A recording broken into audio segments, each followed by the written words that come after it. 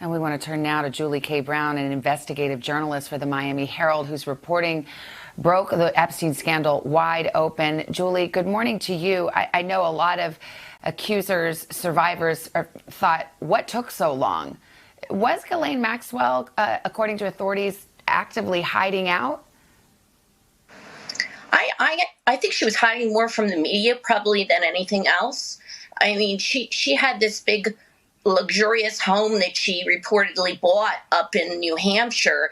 And so it's hard for me to believe that she really felt that she needed to hide out, because you don't buy $1 million home anywhere like that if you think that she would have been in London. She would have been hiding somewhere overseas. I think this caught her by surprise. I think that, just like Jeffrey, she probably thought that they were never going to arrest her.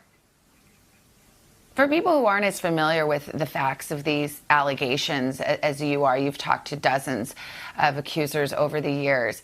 Can you put into words how key Ghislaine Maxwell is? I just keep thinking some people might think she's on the sidelines a little bit, and that's not the story that accusers tell.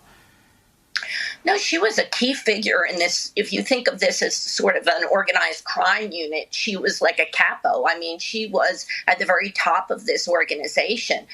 In fact, it would, some people could say that Jeffrey probably couldn't have done what he did without her. She controlled the schedule. She trained everybody. I mean, this was a whole operation, and she wasn't alone. There were other people in the organization that helped her. There were pilots that flew planes. There were women who, in New York, he had employees in New York. She oversaw a lot of his employees and helped put this whole network in place for him to abuse all these young girls.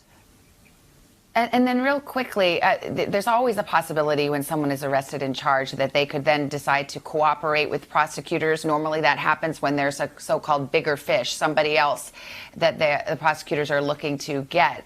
Do you think there's a possibility that she could provide cooperation?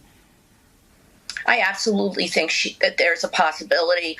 And I think that it's also a possibility that the authorities are looking not just at the people that ran the operation, but also at the prosecutors who had the case in 2007 and 2008, who basically dropped the ball.